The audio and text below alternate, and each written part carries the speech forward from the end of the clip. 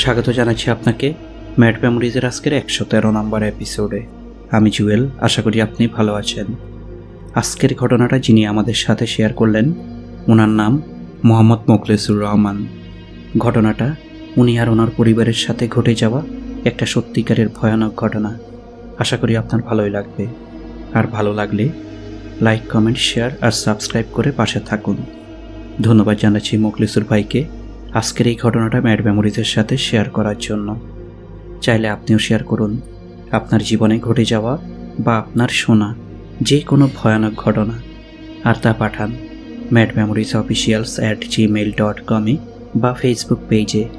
আর শুনুন নতুন নতুন ঘটনা প্রতি শুক্রবার ঠিক রাত 9টায়। তাহলে চলুন আজকের ঘটনায়। আমাদের গ্রামটা ছিল খুব নির্জন আর শান্ত। ভোলা জেলার দৌলতখান উপজেলায়। একাকী বাড়ি, চারপাশে শুধু ফসলি জমি।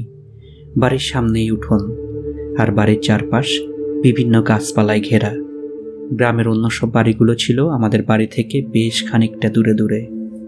2009 সালেও আমরা বাড়িতে ছিলাম মোট 5 জন। বাবা, মা, আমি আর আমার বড় 2 বোন। আর 2010 সালে এসে আমাদের বড় আপুর বিয়ে হয়ে যায়। তারপর থেকে বাড়িতে থাকার মধ্যে আমরা ছিলাম মোট 4 জন। আমি তখন পড়তাম ক্লাস 8-এ, আর আমার ছোট আপু পড়তো ক্লাস 10-এ। 2011 সালের নভেম্বরের শেষের দিকে দুলাভাই একটা অফিসিয়াল কাজে দেশের বাইরে যাওয়ায় বড় আপুকে কিছুদিনের জন্য রেখে যান আমাদের বাড়িতে। সেদিন আমাদের ঘরে আনন্দের বন্যা।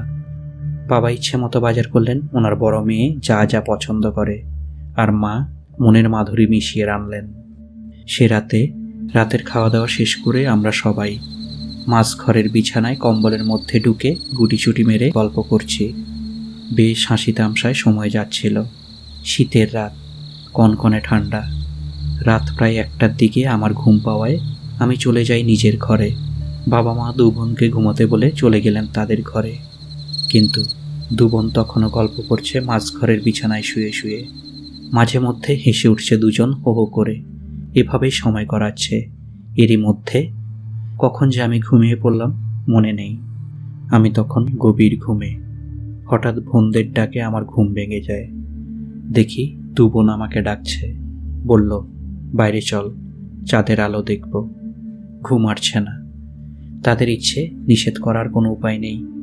এমন সময় বাবা ওনার ঘর থেকে বলে উঠলেন, এই কনকনে ঠান্ডায় বাইরে যাওয়ার কি দরকার? মাঝরাতে কি পাগলামি করিস তোরা?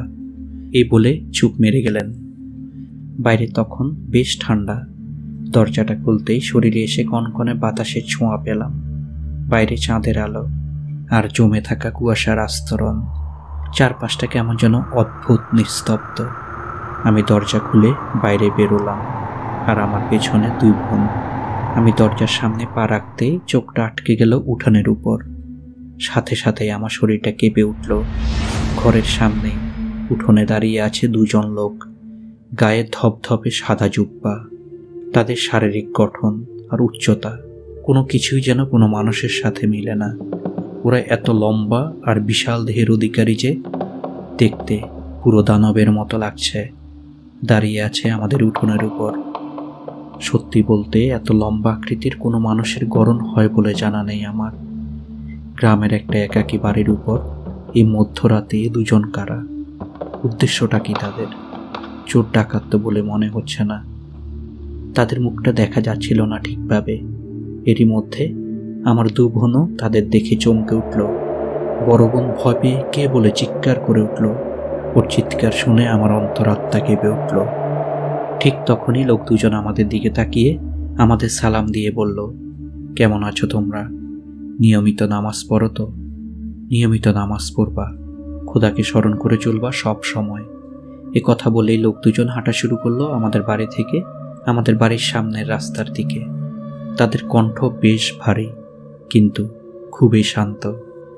আমি পুরো হতবাক। এ কি ঘটল?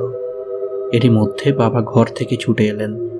বাবা জিজ্ঞেস করলেন, তোরা কার সাথে কথা বললি? কে তোদের সালাম দিল? আমরা বাবাকে সবটুকু বলতেই বাবা দ্রুত মেইন রাস্তার দিকে ছুটলেন। পিছনে আমিও গেলাম।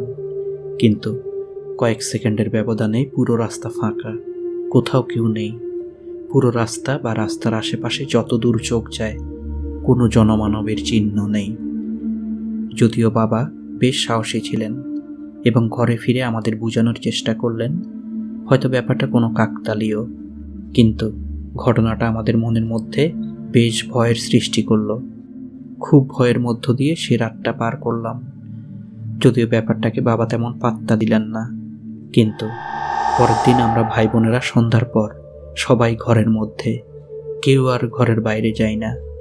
সে রাতে বোনেরা আর আড্ডা দেয়নি। সবার চোখে মুখে কেমন একটা ভয়ের ছাপ। বাবা প্রথম দিন কিছু না বললেও দ্বিতীয় দিন সন্ধ্যায় আমাদের সাথে বসলেন ব্যাপারটা নিয়ে, আর বুঝলেন আমরা বেশ ভয়ের মধ্যে আছি সে রাতের ব্যাপারটা নিয়ে। তাই তৃতীয় দিন বাবা আমাদের ভয় কাটাতে গ্রামের মসজিদের হুজুরকে নিয়ে এলেন বাসায়। হুজুর পুরো বাড়ি ঘুরে দেখলেন, তারপর জানালেন তাদের চলাচলের রাস্তা এই বাড়ির উপর দিয়ে, তবে তারা ভালো জিন। সাধারণত ওরা মানুষকে দেখা দেয় না, কিন্তু কোনো বেখেয়ালে হয়তো আমাদের দেখা হয়ে যায়। তবে ভয় নেই, ওরা কোনো ক্ষতি করবে না। তখন বাবা হুজুরকে বললেন যদি বাড়িটা বন্ধন করা হয়। হুজুর তখন বললেন বাড়ি বন্ধনের দরকার নেই, ওদের রাস্তা বন্ধ করলে বরং উল্টোটা হওয়ার সম্ভাবনা আছে। এমনিতে ওরা মানুষের মুখোমুখি হয় না, ওই রাতে হয়তো কোনো কারণে তাদের দেখা দিয়েছে। ওদের বিরক্ত করার কোনো দরকার নেই, হিতে বিপরীত হতে পারে। এরপর বাবা আমাদের সাহস জোগাতে প্রতি রাতে আমাদের নিয়ে বাড়ির উঠোনে বসে গল্প করতেন। এতে ধীরে ধীরে আমাদের ভয়টা কেটে যায়। তবে ঘটনাটা এখনো আমার মনে দাগ কেটে আছে। ভয় হয় যদি না আবারও কখনো ওদের মুখোমুখি হতে হয়, আর সেদিন যদি তাদের উদ্দেশ্যটা ভালো না হয়। তবে সেদিনের পর থেকে এখনো তাদের মুখোমুখি হতে হয়নি। কেমন লাগলো আজকের ঘটনা কমেন্টসে জানান। ভালো লাগলে লাইক আর শেয়ার করে দিন। সময়টা ভালো কাটুক আপনার, সুন্দর হোক আজ ও আগামী। শেষ করছি আজকের এপিসোড। ভালো থাকুন, সুস্থ থাকুন। ধন্যবাদ।